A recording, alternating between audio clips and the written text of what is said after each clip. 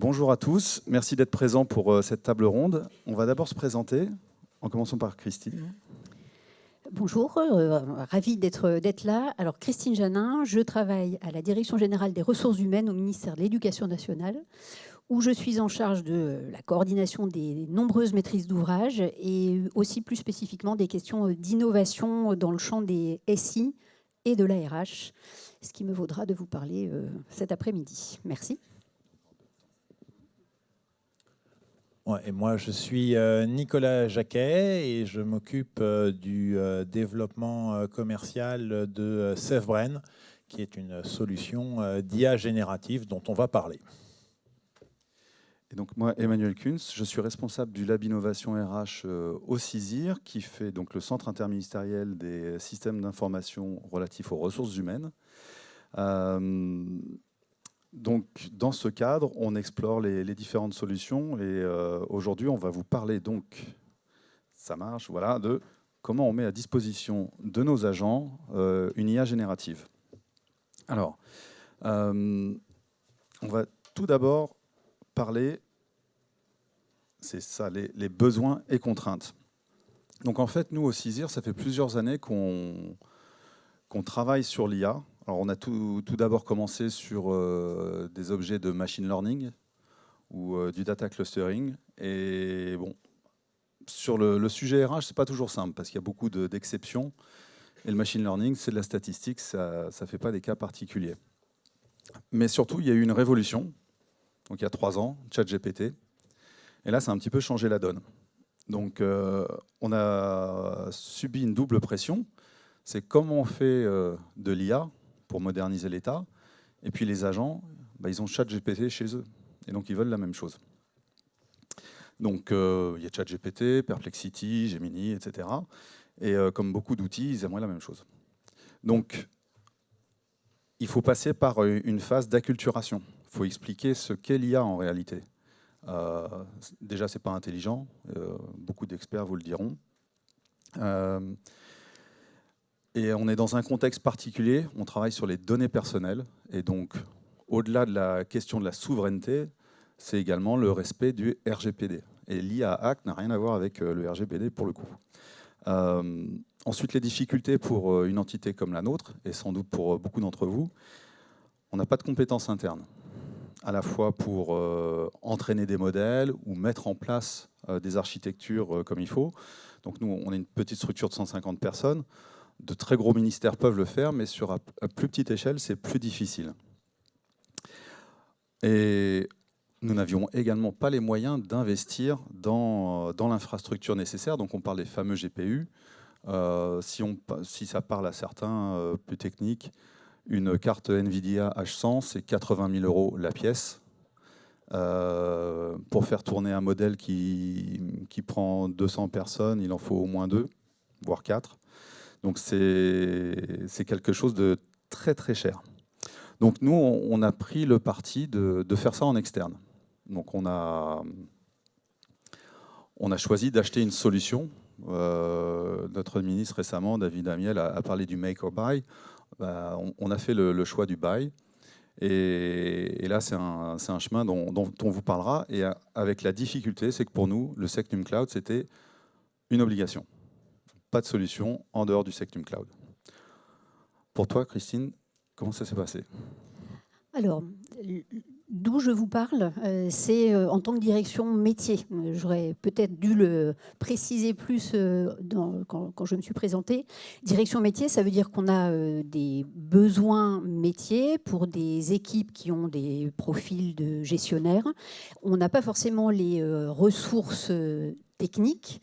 En revanche, au cours du mois de l'innovation de l'année 2023, l'une de nos académies nous avait présenté un cas d'usage basé sur l'intelligence artificielle générative. Ils avaient été épatés, intéressés par ce que ChatGPT rendait possible. Ils avaient travaillé sur un outil. Ils avaient conçu un chatbot basé sur l'IA générative, spécialisé sur des processus RH qui étaient propres à la sphère EduCNAT, et ils sont venus nous le présenter. Et on s'est dit, nous, direction métier d'administration centrale, si on parvient à redécortiquer le sujet et à le reproduire pour d'autres processus RH, qu'on peut l'utiliser pour nous-mêmes et pourquoi pas le mettre à disposition de la communauté, de l'ensemble de nos gestionnaires. Et Dieu sait si au sein du ministère, on parle d'effectifs très nombreux,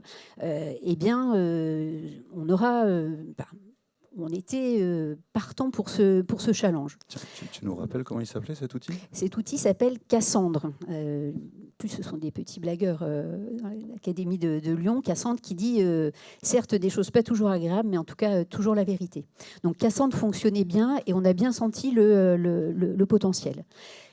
Donc le besoin qui était le nôtre, qui était, j'allais dire, plus métier et moins technique que ce que tu décris, Emmanuel, c'était être capable de reproduire le même exercice et de décrire les conditions techniques et organisationnelles pour mettre en place ce même projet à plus grande échelle. Alors, parmi les questions que l'on se posait à ce moment-là, quels sont les processus métiers ? Alors, encore une fois, je recadre, hein, nous, c'est les sujets RH. Quels sont les processus métiers qui sont particulièrement éligibles et dans lesquels c'est pertinent d'avoir recours à ce type d'outils ? Une fois qu'on l'a trouvé, comment est-ce qu'on constitue un corpus documentaire ? Parce que nos réponses, elles ne sont pas derrière ChatGPT. Il faut vraiment spécialiser notre outil. Donc, comment on construit un corpus documentaire sur le fond et sur la forme ? Comment on élabore un pré-prompt pour que notre assistant il ait déjà des consignes assez claires et qu'il vienne vraiment faire le travail attendu par les gestionnaires ? Et puis, j'allais dire, peut-être la question la plus importante, au-delà de l'intérêt qu'on avait eu pour l'outil, comment s'assurer qu'il va être utile pour nos équipes, utilisé par nos équipes, et comment s'assurer qu'il sera fiable. Donc, voilà ce qu'étaient nos besoins démarrés en 2023. Alors, on est un petit peu en avance, hein. On parle vite. Corpus documentaire, tu veux en dire un petit peu plus sur la difficulté ? Oui, corpus documentaire. On a, comme tous les ministères le pensent en matière de RH, des spécificités. Alors, c'est parfois vrai, parfois pas. Le CISIR appréciera.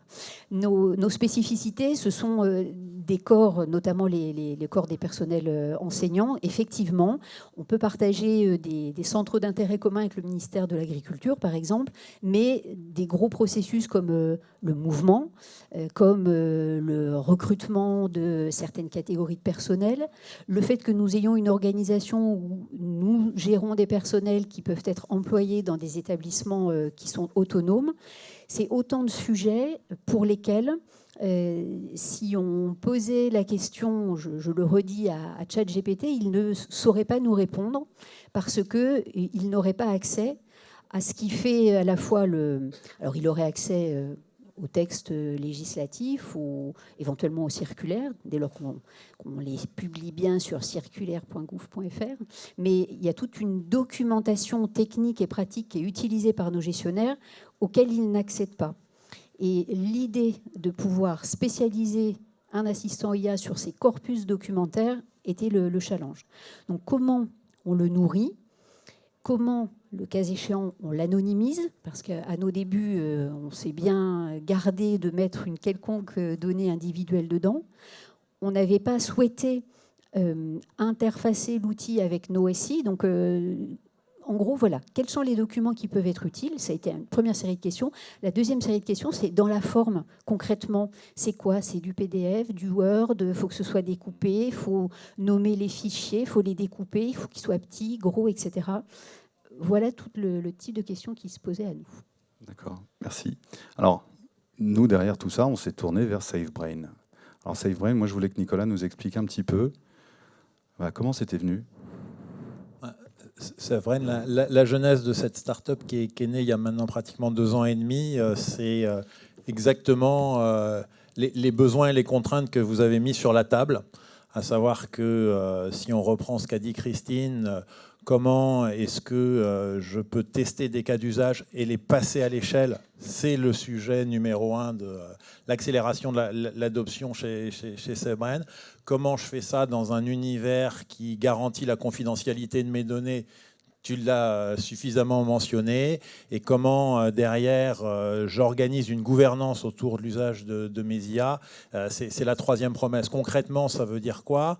Et on ne va pas faire le pitch en long et en large, vous viendrez nous voir forcément tout à l'heure sur notre stand. Mais en quelques mots, d'abord, c'est s'affranchir d'une IA, parce qu'on peut en tester plusieurs dans SafeBrain. Il y a plusieurs types de LLM, dont des LLM Secnum Cloud, je crois qu'on y reviendra tout à l'heure. Vous allez pouvoir, avec SafeBrain, aller créer ces fameux agents, ces fameux chatbots qui sont dédiés à chacun de vos métiers et qui vont aller exploiter des corpus documentaires par différents mécanismes, ce qu'on appelle les bases RAG. Pour ceux pour qui je parle chinois, on pourrait parler de bases documentaires, par le fait que vous pouvez vous interfacer avec votre système d'information. Tout ça, on le fait dans un univers qui est effectivement sécurisé. Et on a fait un grand pas. Nous, on a progressé grâce au CISIR parce qu'on n'était pas en environnement Secnum Cloud et c'était une des conditions pour qu'on poursuive avec vous. Et donc, on a basculé en environnement Secnum Cloud. On va mettre en place, ça a été mentionné tout à l'heure, des mécanismes de pseudonymisation, d'anonymisation des informations qu'on envoie aux différents LLM pour être compliant avec le RGPD. Par exemple, je vais crypter les formats d'email, les formats de numéro de téléphone. Et on va faire en sorte qu'il y ait une ségrégation des droits des utilisateurs dans SafeBrain, comme il y en a dans toutes les plateformes. C'est-à-dire que je suis de l'équipe RH, j'ai accès à mon espace RH, dans lequel je vais avoir les LLM que j'ai le droit d'utiliser, moi, équipe RH, pour aller construire mes agents RH qui vont aller requêter dans des bases RH. Et mes petits camarades à la communication, ils auront un espace dédié et ils ne verront pas forcément ce que je fais. Voilà. Et tout ça, c'est avec de la gouvernance, au sens où il y a des tableaux de bord, on va pouvoir monitorer ce que font les agents. Tiens, il y a un truc qui a disparu. On va pouvoir suivre la consommation de tokens, c'est peut-être parce que consommation de tokens fait toujours peur. Et on va pouvoir aussi aller auditer les conversations. Donc on est bien sur les thématiques qu'on retrouve systématiquement chez nos clients lorsqu'ils appréhendent pour la première fois l'IA et qui se demandent comment je garantis tout ça. Merci. Alors, moi, ce que je voulais, c'est qu'on passe un petit peu de temps sur comment on a trouvé la solution. Alors, l'histoire se termine bien. Je peux donc dire qu'au début, ça a été un peu difficile parce que on avait un besoin qui, je l'espère, était assez cadré, mais on n'était pas forcément prioritaire auprès de nos maîtrises d'œuvre au sein de notre ministère, parce qu'il y a beaucoup d'autres sujets à adresser avec l'IA. Parce qu'on ne venait pas avec la promesse que si on nous mettait les moyens techniques derrière en contrepartie, on pourrait, révolutionner la gestion RH du ministère, supprimer des emplois.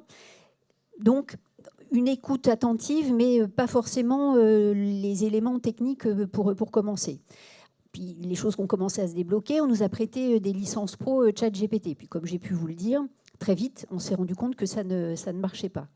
Et tout ça nous a mené jusqu'au mois d'octobre de l'année dernière, 2024, sur le salon du CISIR, où on partageait cette envie de faire cet outil, ces difficultés à avancer au plan technique. Et nous avons rencontré, je crois, les besoins que décrivait Emmanuel, l'envie ou le début de travail entrepris au CISIR. Et on s'est dit, faisons affaire ensemble. Le CISIR nous prête des licences d'un outil sur lequel on va pouvoir aller faire ce que l'on décrivait. Et en échange, on partage notre retour d'expérience, nos questionnements sur le corpus documentaire, nos besoins de formation pour nos agents, pour les aider à prompter. Bref, l'idée d'une association entre un besoin métier, une solution technique et la possibilité d'avoir quelqu'un avec qui en parler pour ne pas être tout seul dans notre coin. Donc on a trouvé la solution au salon de l'année dernière. Voilà. Alors pour être tout à fait transparent, ce n'était pas SafeBrain à l'époque. On avait expérimenté autre chose ensemble. On avait fait même du maquettage de ce que pourrait être un chatbot basé sur une IA avec une API, etc. Bon, pour des raisons diverses et variées, ça n'a pas abouti. Et alors, comment est-ce qu'on a trouvé SafeBrain derrière ? Tout simplement, j'ai participé à un salon, le salon DIMS, de l'IMA, donc Innovation Makers Alliance, auquel participe le ministère. Et il se trouvait que le midi, il y a un speed dating pendant l'heure du déjeuner. On est à table, puis quelqu'un vient pitcher son produit. Et le fondateur de SafeBrain est venu présenter le truc, et j'étais là, ah bah, c'est exactement ce qu'il me faut. Et mon voisin à table, le DSI de l'ESCP, me dit, on est client chez eux, c'est vachement bien. Donc j'ai été les voir. Nicolas m'a ouvert quelques comptes pour tester ça pendant un mois, et on s'est dit, waouh, il y a ce qui nous manque. C'est-à-dire, pas seulement un LLM sur lequel on peut prompter, mais également toute une administration de sécurité, de suivi des usages, tout ce qu'on n'avait pas vu ailleurs. Et donc c'est vraiment un pur hasard. Et donc on a décidé d'embarquer à nouveau l'éducation nationale avec nous pour une expérimentation de 6 mois, avec la promesse de SafeBrain de migrer vers le Secnum Cloud. Alors, nous, c'est la 3e fois qu'on expose ici, et à chaque fois dans des salons différents, et à chaque fois avec des témoignages différents. La première fois, on avait décroché 2 clients. La 2e fois, 5 clients, dont vous. Je compte sur vous pour qu'on double la mise cette fois-ci. Non, mais blague à part, si ces salons sont intéressants, c'est parce que le retour d'expérience sur l'usage des IA, qui est tout de même une technologie un peu bizarre, faut dire ce qui est quelque chose d'essentiel. Et c'est quelque chose qu'on va promouvoir, que ce soit entre clients. On a un certain nombre d'autres clients qui exposent ici, et plus il y a du partage d'expérience, et mieux on se porte. Et aussi entre utilisateurs, et je pense qu'on va en parler dans le cadre des pilotes et des déploiements qu'on a mis en place. Donc c'est vraiment quelque chose auquel on croit. Alors, tu voulais introduire le sujet. Oui, ben justement, si on parle de l'expérimentation, vous allez expliquer concrètement ce que vous avez fait en termes d'expérimentation, mais je parlais de retour d'expérience. Aujourd'hui, l'IA, quand on la déploie en entreprise, on est confronté au fait qu'on doit de plus en plus faire le grand écart. Il y a 2 ans, quand on déployait l'IA, il y avait un effet waouh chez tous les utilisateurs.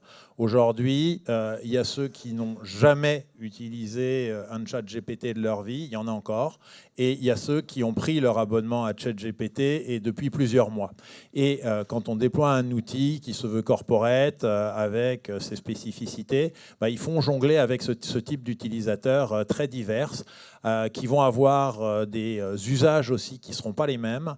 Et donc, il y a une partie conduite du changement qui est essentielle. Alors, cette conduite du changement, elle peut prendre plusieurs formes. Chez SafeBrain, au-delà du fait qu'on est éditeur, on a des prestations pour accompagner et former à l'IA. Et quand on dit former à l'IA, c'est bien sûr où est-ce que je clique dans SafeBrain, mais ça, c'est pas le plus compliqué. C'est aussi démystifier un certain nombre de choses relatives à l'IA, parce qu'il y a encore beaucoup de croyances. Par exemple, tout le monde, une grande partie des personnes sont convaincues que l'IA va chercher systématiquement ses réponses sur le web. Le nombre d'utilisateurs qui rêveraient que l'IA leur résolve tous les problèmes sur Excel. Bon, l'IA, elle n'est pas très très douée encore aujourd'hui en algèbre. Elle deviendra peut-être meilleure demain. Là, on parlait de base documentaire. Il y a un certain nombre de personnes qui rêveraient que l'IA aille fouiller dans leur SharePoint pour s'en débrouiller et leur faire les réponses magiques. Bon, c'est pas encore ça. Encore une fois, c'est des technologies qui évoluent très vite. Donc, ce que je dis sera peut-être périmé dans un an, mais pour l'instant, il y a encore ces croyances et il faut les démystifier pour pas qu'il y ait, j'allais dire, de la déception dans la prise en main des outils.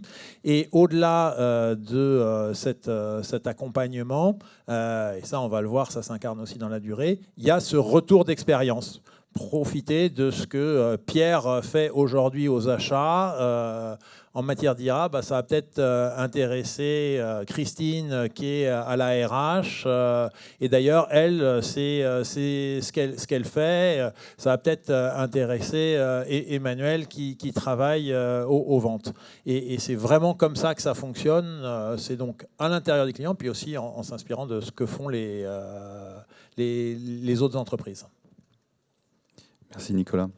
Alors, nous, en lançant avec SafeBrain, on avait plusieurs objectifs. Il faut se fixer un objectif quand on teste, vous le savez. Donc, tester avec les utilisateurs l'IA générative de manière globale, les accompagner dans leur montée en compétences. Et sur la première phase d'expérimentation, les 2/3 du budget étaient consacrés d'ailleurs à l'accompagnement du changement, plus que sur les licences. Et donc, l'acculturation à l'IA, ce que c'est, ce que ça fait, comment ça marche. L'autre approche qu'on a eue par rapport au premier début de l'IA, où on parlait tout le temps cas d'usage, cas d'usage, cas d'usage, là on a dit non, pas de cas d'usage. Faites ce que vous voulez, dans un cadre. Mais on s'est dit, on va faire remonter les besoins tels que les agents le voient et qu'ils expriment ce qu'ils voulaient en faire. Alors ça arrive, effectivement, il y a les cas magiques, etc. Mais les décideurs, ils ne peuvent pas savoir tout ce que peuvent être les difficultés que rencontrent les agents et ce qu'ils aimeraient que fassent les outils pour eux. Donc ça, c'était vraiment bottom-up. Et ensuite, l'objectif final, c'était de valider s'il fallait généraliser ou pas cette solution, notamment au regard du Secnum Cloud. Alors, nous sommes partis sur un premier périmètre de 50 personnes. Donc c'est important parce que 50 personnes, on les a sélectionnées. Donc on les a pris parmi les plus, entre guillemets, avertis ou geeks, ce qu'on veut, de la population, mais dans tous les bureaux, pas que au bureau technique, etc. Il y a le Barry, pour ceux qui connaissent le CISI, on a aussi une équipe de veille réglementaire, donc eux aussi ont été embarqués dans l'expérimentation. Et donc ça, on a lancé ça en juin 2025. Donc 2 formations. Une première plus générale où on les a acculturés sur la sécurité des données, puisque au sein du ministère, on a mis en place une charte d'usage de l'IA, en spécifiant dans quelles conditions on pouvait l'utiliser. Et on rappelait notamment l'interdiction totale d'utiliser l'IA publique de style ChatGPT, Gemini, etc., pour des usages professionnels, tout en leur autorisant pour les usages personnels ces outils-là. Mais ce qui a été la clé ensuite pour la bascule de SafeBrain, c'est quand ils ont, en avance de phase, je crois que c'est au bout d'un mois, ils ont basculé leur production en Secnum Cloud. Boum, première étape. Donc on marque un jalon. Et ensuite, j'ai dit au fait, il y a Cloud Temple qui fait des LLM en Secnum Cloud. Et donc là, pour que ce soit plus simple pour nous et que ce soit packagé, c'est SafeBrain qui a pris le lead et qui a été voir Cloud Temple, qui a organisé le lien commercial. Et donc là, si SafeBrain proposait déjà une quinzaine de LLM à peu près, Cloud Temple en propose au moins une vingtaine, je ne sais combien, des lamas à 2 milliards de paramètres, 5, 7, 20, enfin bon, tout ce qu'on veut, avec une approche intéressante puisqu'ils disent exactement combien ça consomme en termes de CO2 et autres.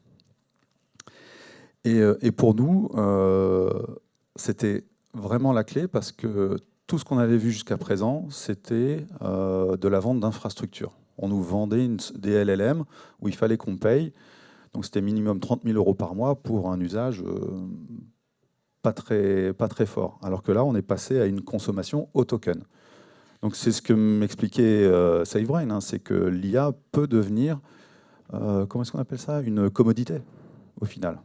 Et donc ça validait notre choix de ne pas investir dans l'infrastructure. Donc ça s'est bien passé. Et donc en septembre, on a dit bon, on rallonge. On a prolongé l'expérimentation en rajoutant 50 personnes complémentaires. Et là, on a décidé de généraliser. Mais alors, vraiment, ce qui est passé dedans, alors je ne sais pas si c'est le fait d'une start-up ou pas, mais SafeBrain a toujours été réactif sur nos demandes, à l'écoute. Quand il y avait des petits problèmes, c'était réglé dans la demi-heure. Ils nous ont facilité la vie parce qu'ils sont vite référencés à l'UGAP. Donc ça aussi, ce n'est pas négligeable. C'est le marché SCC, pour ceux qui ne connaissent pas, comme d'hab, c'est un peu le passage de relais. Et la phase d'expérimentation a vraiment été précieuse pour nous parce qu'on a pu observer vraiment des comportements différents avec les utilisateurs. Alors toi, tu avais un périmètre plus restreint, plus métier, et nous, on a eu des gens qui s'en sont servis quotidiennement. Il y en a qui s'en sont pas servis, et il y en a qui se sont servis sporadiquement. Donc, ça colle avec l'approche qu'on avait de les laisser faire ce qu'ils voulaient. Hein, donc, il ne faut pas en être surpris. Donc, il faut gérer ça. Mais en tout cas, ça a été plein d'apprentissage pour la façon dont on travaille maintenant dans le cadre de la généralisation. On a pas mal appris. Alors, je vous mentionnais le Menji. Différent, vous aviez que 10 licences et un cas d'usage bien différent. Tu as raison de repartir de la façon dont vous avez expérimenté. C'était un peu tout, mais plutôt avec des gens qui étaient partants.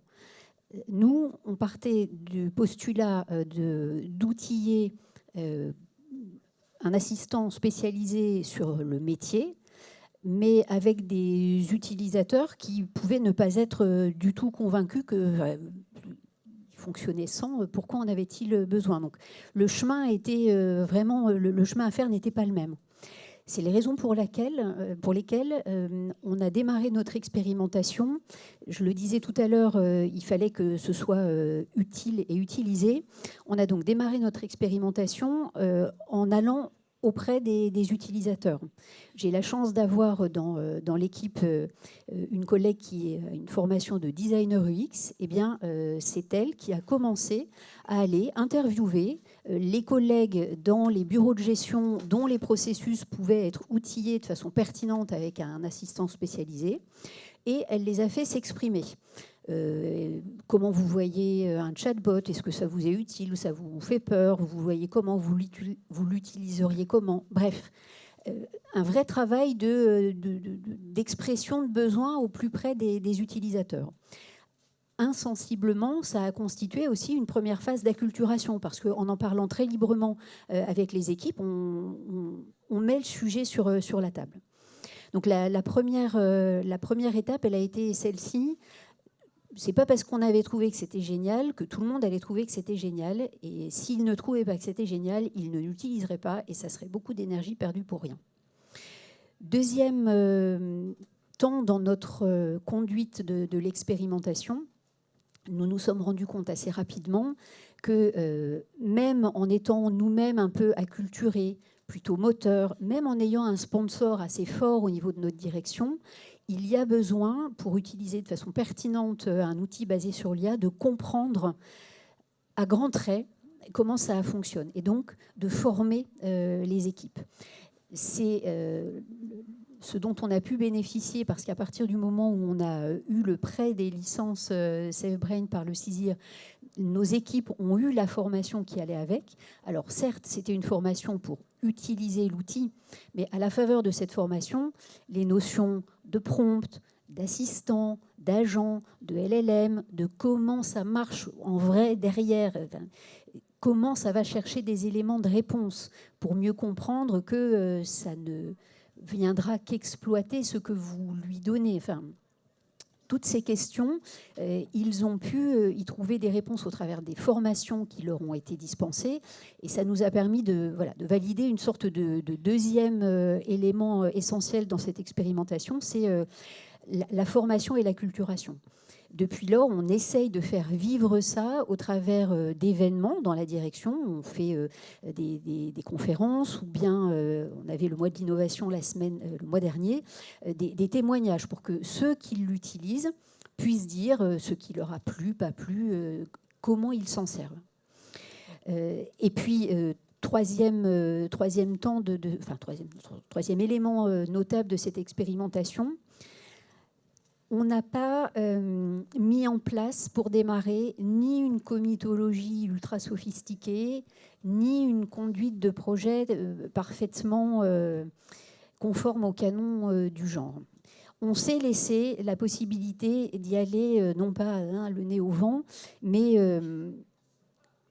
j'allais dire tranquillement, à notre rythme, et en sentant finalement le moment où on pouvait élargir un peu le périmètre, embarquer d'autres personnes.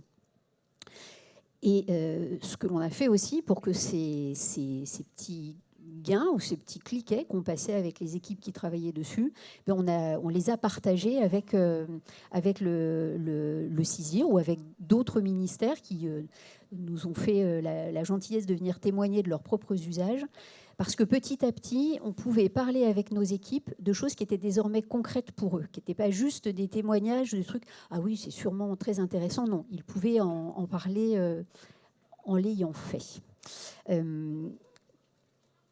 Voilà, je dirais, ce qu'a été notre expérimentation. On savait sur quoi on voulait aller. C'était très cadré. C'était pas une surface exagérément ambitieuse, quoique, c'est pas finalement pas si simple.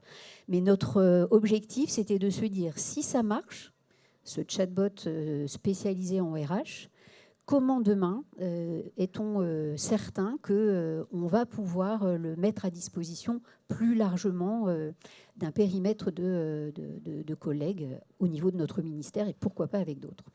Il y a eu un petit peu un tournant aussi dans l'expérimentation, c'est la mise à disposition d'un widget. Oui. 2 petites minutes. Alors, l'affaire du widget. Et le promoteur principal du widget est dans la salle. Je me dois donc de lui rendre un hommage appuyé. Le widget, qu'est-ce que c'est? Sur votre téléphone, vous avez... Alors, Nicolas, j'espère que je ne vais pas dire les choses n'importe comment. Tu m'arrêtes le cas échéant.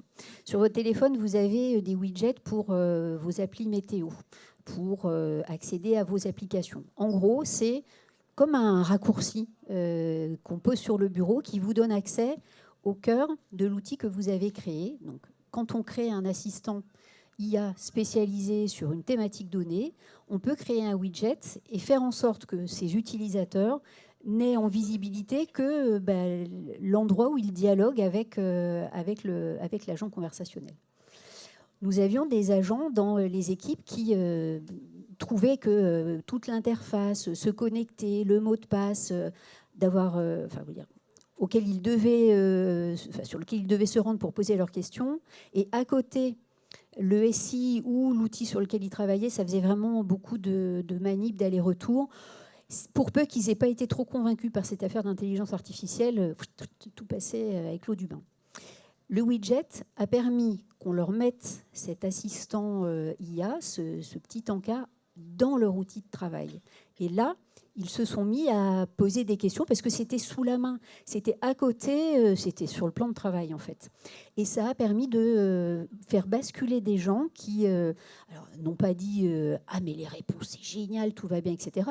Mais sont devenus de vrais promoteurs de la solution parce que on les a aidés, je crois qu'on appelle ça du nudge, un petit coup de coude, pour que il n'est plus que l'utilisation, l'outillage, sans avoir d'autres questions à se poser. Alors je précise que dans le widget, c'est un agent avec tout le pré-prompt et la base documentaire qui va bien, qui est derrière. Alors Christine, c'est encore toi qui as la parole sur la généralisation, puisque en fait, le MEN comme le CISIR est en phase de généralisation. Alors, quand on parle de passage à l'échelle sur un ministère comme le ministère de l'Éducation nationale, il faut forcément être très modeste. D'abord parce qu'il y a un sujet de taille qui va orienter la faisabilité. Pour le dire autrement, même si l'outil, la solution est géniale, et si ça nous coûte un bras, on ne le fera pas, surtout dans ces périodes un peu compliquées. Donc, la question du passage à l'échelle, une fois que l'on a acquis la certitude que l'outil était pertinent, utile, utilisé, qu'il faisait vraiment gagner du temps aux équipes, qu'il leur permettait un travail plus qualitatif. Alors, je vais revenir dans un instant sur ce sujet, mais pour nous, la question de la généralisation, elle est liée à la question de la capacité à passer à l'échelle, techniquement, mais aussi tout simplement financièrement. Et la question, je vous le dis tout de suite, elle n'est pas résolue, elle est sur la table. L'autre question du passage à l'échelle, c'est la nécessité, mais tu l'as mentionné Emmanuel, de disposer d'un cadre d'usage. Parce que même si on met demain à disposition des gens, des outils qui sont cette NumCloud, qu'on a cadrés, etc., si on ne dit pas comment vous pouvez utiliser l'IA, dans quelles conditions, comment il n'est pas souhaitable que vous l'utilisiez, on met le bazar. Donc en même temps que la réflexion sur l'outil. On a élaboré un cadre d'usage de l'IA en matière de ressources humaines qui est venu, s'agissant de l'éducation nationale, en résonance du cadre de l'IA en éducation qui concerne les élèves, les enseignants, les parents, et qui a été publié au mois de juin cette année. On est en train de finaliser ce cadre d'usage de l'IA. Quand je dis on est en train, ce matin, on le présentait aux organisations syndicales dans le cadre du CSA, parce que ça concerne avant tout les agents et les services. Donc c'est un objet de dialogue social pour demain évident. Donc la généralisation, elle passera par la question de comment le fait-on en matière... Voilà, la question du passage à l'échelle financière, comment l'accompagne-t-on avec un cadre d'usage. Et demain, mais c'est des questions qui se posent, aura-t-on des solutions qui sont, j'allais dire, pensées par l'État pour l'État. À ce moment-là, on considérera la chose aussi. Nicolas, je te passe la parole sur la généralisation. Oui, alors sur la généralisation, avant la généralisation, il y a le bilan de l'expérimentation qui est toujours intéressant. Alors ça a été largement mentionné. Moi, je voudrais juste apporter un complément, c'est que tout le monde, enfin en tout cas beaucoup de personnes vont aller chercher du ROI sur ces outils-là. Combien de temps j'économise ? Bon, c'est jamais facile à calculer, et puis c'est pas parce qu'on économise 1 heure, 2 heures, 3 heures qu'on va vraiment faire des économies, sauf si à un moment on décide de remplacer tout le monde par la machine, mais heureusement ce ne sera pas tout de suite. En revanche, ce qui est intéressant, c'est de regarder aussi dans vos bilans d'expérimentation si vous avez gagné en qualité. Je vais prendre un exemple tout bête, mais je rédige un mail important pour plusieurs personnes, j'y consacre pas mal de temps, et avant de l'envoyer, je le rebalaye avec l'IA pour m'assurer que peut-être il pourrait être mieux formulé. Effectivement, il y a un truc qui est plus clair, c'est plus limpide. Je l'envoie après avoir fait la modification. Est-ce que j'ai gagné du temps ? Pas forcément, ça m'a pris du temps de le faire, mais en même temps, j'ai un mail qui est plus qualitatif, qui va peut-être être mieux lu par les personnes qui le reçoivent, peut-être qu'elles vont faire moins d'allers-retours vers moi pour comprendre. Voilà, c'est un exemple tout simple, mais c'est pour dire que l'IA, c'est aussi de la qualité, et l'IA, il y a même des études qui viennent de sortir pour dire que c'est aussi le fait d'aller sur des choses qu'on n'aurait pas fait auparavant. Donc, c'est juste pour mettre un bémol sur ces questions de ROI et de temps gagné. Après, si on parle de généralisation, la généralisation, ça passe, ça a été mentionné, par de l'accompagnement, de la conduite du changement. Alors, on a parlé beaucoup de formation. Il y a un futur client à nous qui est ici, qui est l'IGPDE, avec lequel on va travailler grâce au CISIR. Alors, eux, ils sont dans le monde de la formation. Ils ont décidé d'obliger le passage par plein de formations avant d'avoir accès à SafeBrain. Le CISIR avait fait un petit peu ça avec nous. Eux, ils vont un cran plus loin. D'ailleurs, pour ceux qui se baladent dans les stands, il y a Pix qui fait des e-learning autour de l'appropriation de l'IA. Pourquoi je le mentionne ? Parce que c'est jamais fini, en fait, ces sujets de formation, de conduite du changement. Ça va s'incarner aussi peut-être par des cafés IA pour partager les bonnes pratiques, je le mentionnais tout à l'heure, des ateliers de co-construction d'agents pour vraiment rentrer dans les problématiques des uns et des autres. Bref, plus vous allez accompagner le dispositif et plus il y a des chances pour que la mayonnaise prenne. Et on s'aperçoit qu'il y a un effet le boule de neige. Moi, quand j'ai commencé dans l'IA, je ne peux pas vous dire que c'était mon premier poste, ce serait malhonnête de ma part. J'avais mon patron qui me tapait sur la tête en disant « Mais Nicolas, est-ce que tu as essayé de faire ça avec l'IA ?» Il fallait qu'il me tape beaucoup de fois sur la tête pour que je me dise « Ah oui, tiens, je vais essayer. » Et c'est parce qu'on essaye, c'est parce qu'on se plante, c'est parce qu'on découvre qu'il y a des limites, c'est parce qu'on découvre qu'il y a des trucs merveilleux qu'on va en faire de plus en plus. Et l'idée, c'est pas faire de la surconsommation, mais c'est que ça vous rende service, et pour ça, faut oser tester. Donc pour moi, ça c'est dans les conditions sine qua non d'un déploiement, c'est que ça soit accompagné. Et alors après, je prends ma petite casquette d'éditeur. Le déploiement, nous, on veut que ça réussisse chez nos clients, et ça passe aussi par des capacités de co-développement sur des sujets X ou Y. C'était pas vraiment du co-développement, mais on était en frontière 2 quand tu disais on est allé chercher des LLM SecNum Cloud qui correspondaient à votre besoin. Voilà, s'adapter aux besoins spécifiques des clients, c'est aussi dans la promesse de SafeBrain. Merci Nicolas. Nous, de notre côté, donc je vous en ai parlé un petit peu, hein, on a choisi de généraliser. Donc on passe de 100 à 210 personnes qui vont être habilitées. On habilite également une partie de nos prestataires. Donc c'est pas négligeable comme travail. Donc on a adapté notre dispositif pour former en masse. Le message principal étant la sécurité, parce qu'on se rend compte, et ça rejoint ce que tu dis sur il faut continuellement le répéter, que malgré notre charte d'IA, etc., on découvre des gens qui vont encore sur ChatGPT pour poser des questions sur des devs internes, etc. Donc, sur ce point-là, ouais, il faut un peu répéter les choses. Mais ensuite, on sait, avec ce que je vous ai dit, hein, on habilite tout le monde. On a fait le choix de le faire comme ça. On aura des gens qui vont l'utiliser tous les jours. On n'avait pas le recul assez nécessaire pour voir si la deuxième vague aurait à peu près les mêmes profils, mais on avait déjà les plus aguerris dans la première vague. Donc on s'attend à ce que ce ne soit pas mieux, mais on fait avec. De toute façon, il faut mettre à disposition cette IA. C'est un coût qu'on accepte. Hein. Il y a un coût, c'est pas gratuit. Hein. Bon. Mais voilà, il faut accepter que ce soit pas toujours. Et nous, la possibilité de nous orienter un peu plus vers les travaux du style de l'éducation nationale sur les widgets pour enrichir nos implications, ça nous fait réfléchir. Il y a SafeBrain qui réfléchit à ça aussi, hein, sur tout ce qui est orchestration, parce qu'aujourd'hui, les demandes qui remontent des fois sont un petit peu compliquées. Comment je compare deux documents, comment je transforme des documents d'une version à une autre. Aujourd'hui, une IA-gène type GPT ne peut pas faire ça. Donc ça, c'est le futur. Alors ensuite, voilà.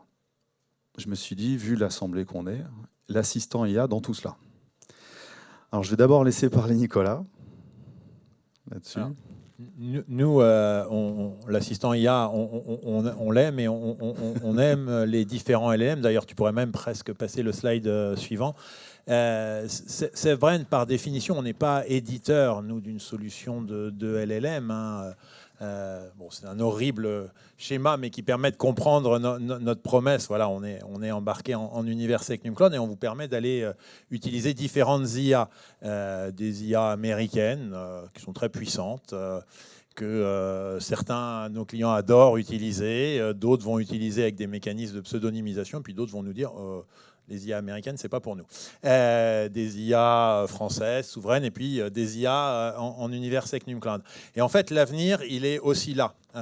C'est la capacité qu'auront nos clients à pouvoir consommer dans SafeBrain des LLM propriétaires. Alors, pour différentes raisons. Soit parce qu'ils les auront fine-tunés, ce qui n'est pas du tout notre métier, et que vous voulez avoir un LLM qui est dédié sur certaines tâches. Soit parce qu'ils vont prendre des SLM pour des questions de consommation énergétique. Des small language model. Tu as raison de me reprendre. Donc, des LLM plus light, on va dire. Soit pour même des questions d'optimisation de prix. Donc, pour rebondir sur la question et l'agent IA dans tout ça, peut-être que demain, il y aura quelques organisations publiques qui iront greffer l'agent IA dans SafeBrain. C'est tout à fait envisageable. En tous les cas, c'est des choses qu'on regarde de près, nous, parce que ça fait partie des possibilités de notre solution. Voilà. Merci Nicolas. Oui, effectivement, c'est des choses qu'on garde.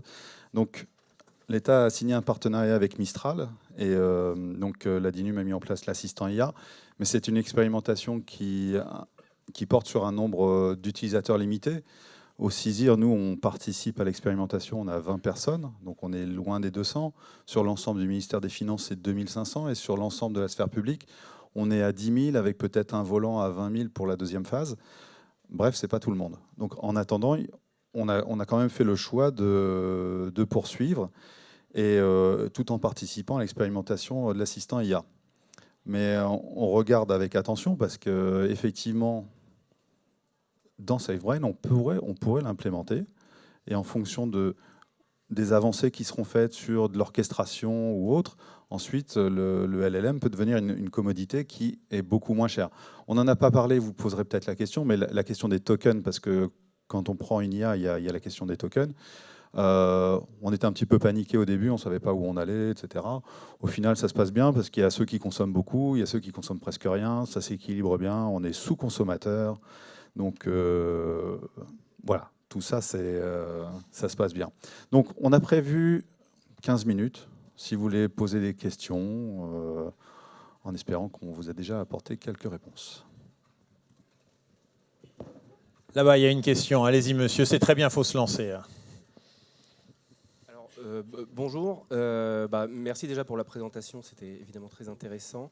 Je me posais la question sur au sujet de justement de la qualité des réponses qui sont apportées par le... Alors je suis arrivé en cours de présentation, si vous avez déjà répondu, dites-moi d'arrêter. Mais sur la qualité justement de ce que peut proposer le LLM en termes de retour. C'est-à-dire que ce que vous disiez, c'est que certains continuent d'utiliser ChatGPT alors que la charte demande évidemment à ce que ce soit les outils internes qui soient utilisés.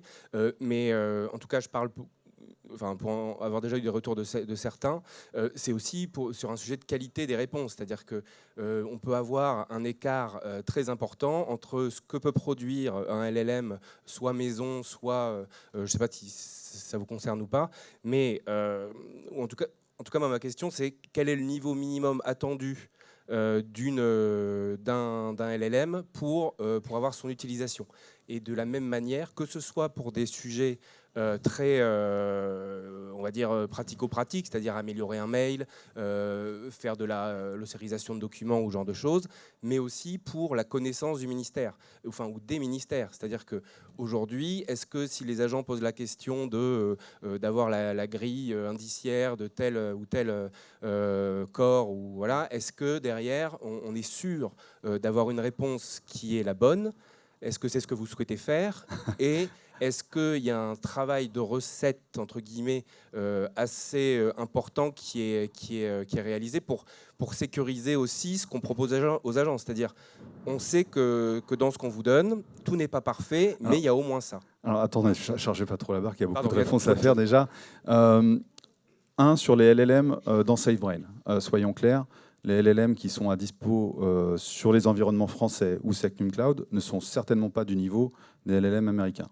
Ça, c'est clair. Après, ça ne fait pas tout.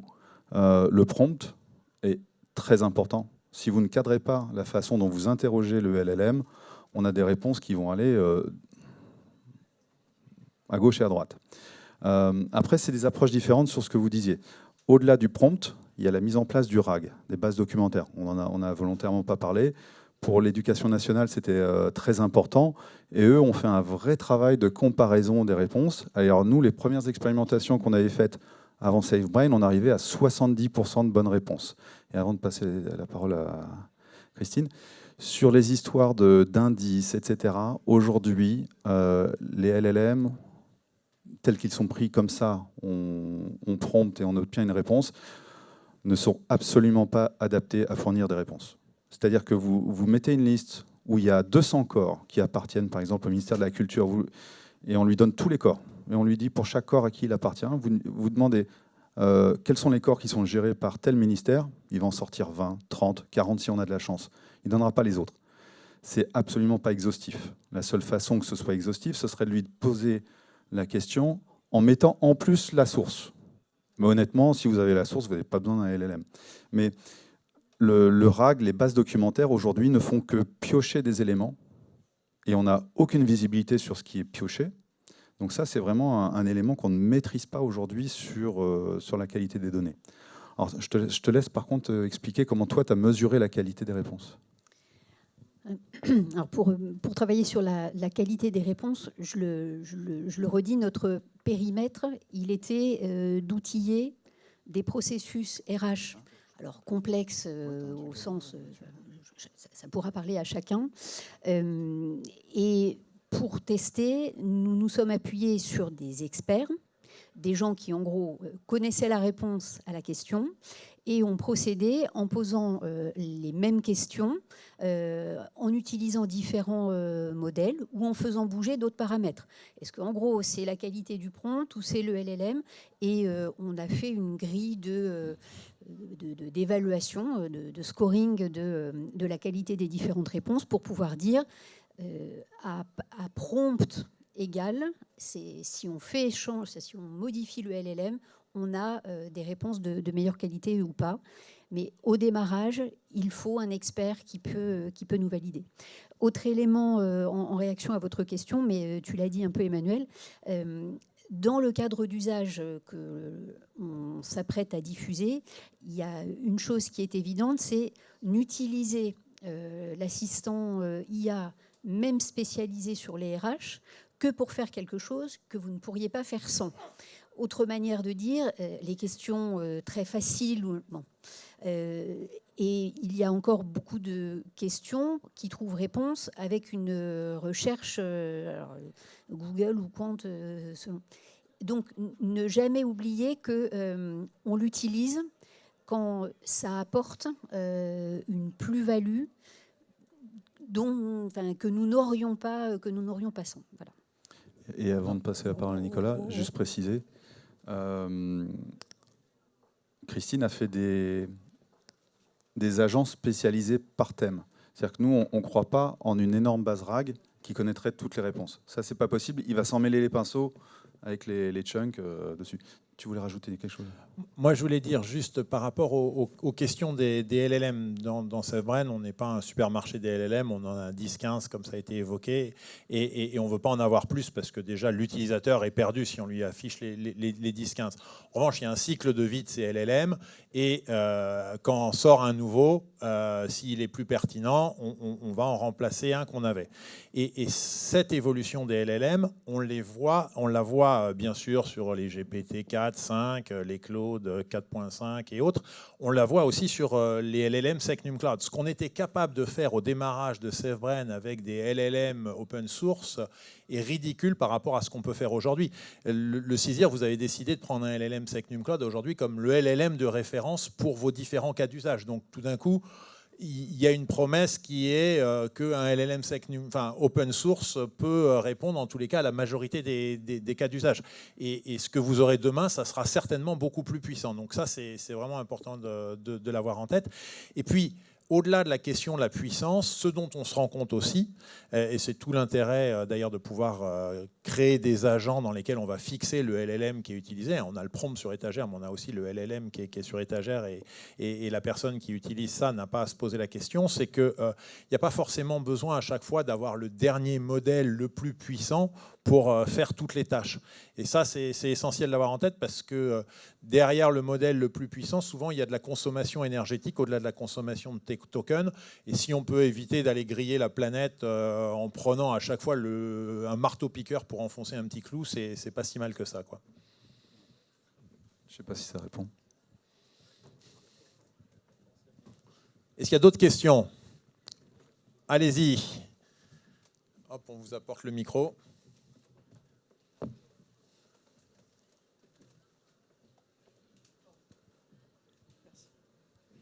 Bonjour. Tout à l'heure, vous parliez justement de mettre en place des IA sur des thèmes spécifiques. Est-ce que vous avez des exemples? Et pour rester sur le thème de la base RAG, sur quelle base de connaissances du coup vous vous basez pour que ça soit utile sur des agents spécifiques? Alors, je vais vous répondre avec un exemple et vous me direz si ça répond à votre question. Même si mon périmètre, ce sera l'ARH, mais je pense que vous pouvez le dupliquer à bien d'autres sujets. Un thème spécifique, c'est un process RH. Je vais prendre quelque chose peut-être un peu plus parlant. Au sein du ministère, on a en ce moment qui se met en œuvre une réforme de la formation initiale des enseignants. On recrute désormais à Bac+3 et pas en plus de Bac+5. Bref, c'est une grosse réforme. qui pose beaucoup de questions. Comme c'est nouveau, on n'a pas encore pléthore de gestionnaires ou d'équipes qui en maîtrisent l'intégralité des arcanes. Or, il était important pour le ministère de pouvoir répondre aux questions que se posaient les gens qui s'apprêtaient à s'inscrire à ce concours. On s'est dit que ça pouvait être judicieux pour renseigner ces personnes, ces étudiants qui se posent des questions, de proposer que des gestionnaires soient là pour que des gens répondent puissent répondre à leurs interrogations. Mais il fallait qu'on puisse les équiper, ces personnes qui répondaient sur ce périmètre qu'elles ne connaissaient pas encore. On a créé un assistant IA qu'on a spécialisé sur ce sujet, et ce qu'on lui a donné à manger, le terme n'est pas très élégant, mais c'est bien ça l'idée, c'était ce que l'on avait mis sur notre site ministériel. On avait une foire aux questions, on avait l'ensemble des décrets qui décrivent les règles nouvelles. On y a ajouté au fur et à mesure un certain nombre d'éléments. Ça a constitué ce corpus spécialisé et ça a permis que les personnes qui devaient répondre dans un laps de temps en ne connaissant pas encore le cœur de la réforme puissent avoir, alors non pas les réponses sur étagère, mais avoir des premiers éléments pour les aider. Donc on spécialise comme ça. J'espère que ça répond à votre question. Je vais apporter un complément peut-être un peu moins RH et plus intime. Moi, je suis le directeur du CISIR. J'écris souvent des notes pour le cabinet du ministre, beaucoup. Je me suis créé une base documentaire où j'ai mis toutes les notes que j'ai déjà écrites pour un ministre et un gros pré-prompt en disant alors une note ministre, c'est pas plus de 2 pages, c'est des titres qui sont comme ça, c'est tel niveau de langage, c'est etc. Ça m'aide beaucoup. Et ça m'a pris, on va dire, 1 heure de boulot. Et ce genre d'exemple, en fait, on en a pas mal qui émergent en interne, qui sont des usages, on va dire, à mi-chemin du perso et du pro. Et qui, avec SafeBrain, sont très faciles à traiter. Et ce qui, du coup, réoriente les besoins qu'on a, parce que les personnes qui interviennent sur le sujet sont des personnes qui vont, du coup, proposer des pré-prompts. Proposer je vais t'aider à faire des agents. Et on arrive, et honnêtement, c'est très simple à faire. Je compléterais, moi, en disant que là, on est sur un salon dédié aux ressources humaines. Sur notre stand, on montre une plateforme dans laquelle il y a une trentaine d'agents pré-paramétrés pour les sujets RH qui vont de comment je rédige une offre d'emploi automatiquement, j'analyse un CV associé à cette note d'emploi, comment je peux monter un programme de formation, créer un cours spécifique, comment je peux faire des objectifs SMART pour mes équipes. Enfin, bref, il y en a tout un certain nombre et c'est effectivement facile à créer. Je serai dans un salon dédié au marketing et au commerce. Je montrerai quelque chose de très différent avec comment j'analyse un appel d'offres, je réponds automatiquement à mon appel d'offres, je vais créer des messages sur LinkedIn. Donc les cas d'usage, il y en a énormément. On démarre généralement avec SafeBrain, avec une plateforme dans laquelle sont embarqués une trentaine de cas d'usage, mais la réalité, c'est exactement ce qui vient d'être expliqué, c'est que chacun va très vite aller se créer ses propres agents pour ses sujets récurrents. Et du coup, deuxième question, pour le thème de l'agent SecNumCloud, vous disiez que c'est open source ? Oui, puisque là, en fait, on s'est rué dès que OpenAI a annoncé qu'il publiait GPT OSS 120 et 20, ça a été mis en place. On doit remercier Donald Trump là-dessus, il paraît, puisqu'il a obligé les LLM qui avaient plus de X millions d'utilisateurs à être open source. Et ça a changé la donne, parce que nous, des tests qu'on faisait, à part Claude, qui est très performant et ultra consommateur, on utilisait essentiellement GPT-4o Mini et 4o, qui donnaient honnêtement de meilleures réponses qu'un Mistral Small ou autre. Donc le GPT OSS 120B, aujourd'hui, il est un petit peu bavard. On lui pose une question en 10 mots, il répond 10 pages. Donc il suffit de lui dire « sois concis » et ça règle le problème. Mais ouais, c'est supérieur à ce qu'on a. Ensuite, il y a un travail du côté de l'hébergeur, puisque SafeBrain a travaillé avec Cloud Temple sur des questions de comment on dédie un GPU à tel modèle, tout ce qui est filtre d'entrée, parce qu'en fait, on ne voit pas, mais il y a une API, mais derrière, il y a d'autres mécanismes qui entravaient les performances. À un moment, ils filtraient le code, et donc nous, pour les développeurs, ça posait problème. Donc, C'est pas aussi simple, hein, parce qu'il y a aussi le réglage de l'API, comment c'est réglé, etc. Il paraît que GPT peut faire des maths. Alors, c'est vrai, il sait faire 1 plus 1. Je lui ai demandé si ça faisait 3, il m'a dit non, petit malin, ça fait 2. Mais là, on trouve notre compte avec l'open source. Merci, très clair. Il reste 1 minute. Enfin, on peut peut-être un peu dépasser, mais... Pas compris pourquoi anonymiser ou filtrer si les LLM sont sur des serveurs chez vous. Alors ça, c'est l'aspect commercial de Nicolas qui ressort, c'est qu'en fait SafeBrain a une fonction qui permet d'anonymiser à la volée. C'est-à-dire que vous lui dites je veux pas que tel mot aille sur Internet, il va le remplacer par un hachage ou un chiffrement plutôt, et quand il reçoit la réponse, normalement, au lieu d'avoir Monsieur Dupont, il va envoyer une série de codes. Le LLM va répondre avec la série de codes. Et SafeBrain va retraduire ça avec Monsieur Dupont. Et pour répondre précisément à votre question, en fait, les LLM ne sont pas tous sur nos serveurs. C'est-à-dire que les LLM open source sont effectivement dans des serveurs sur un univers Secnum Cloud. Et à ce moment-là, il n'y a aucun intérêt à aller pseudonymiser. Mais en revanche, quand on va utiliser du cloud, quand on va utiliser du GPT, ce n'est pas sur nos serveurs. On va chercher ça sur les serveurs d'Azure ou sur les serveurs d'Anthropic. Et c'est là que nous, on a des clients qui nous disent bah, « moi, très bien, j'ai aucun débat avec ça, ça ne me pose pas de problème ». Et on a d'autres clients qui nous disent bah, « moi, j'utiliserai ces LLM si je peux passer… à une couche de pseudonymisation. » Et puis d'autres clients qui diront mais jamais de la vie une IA américaine dans mon environnement. Voilà, c'est à ça que ça sert. Merci beaucoup. Je pense qu'on a... Merci.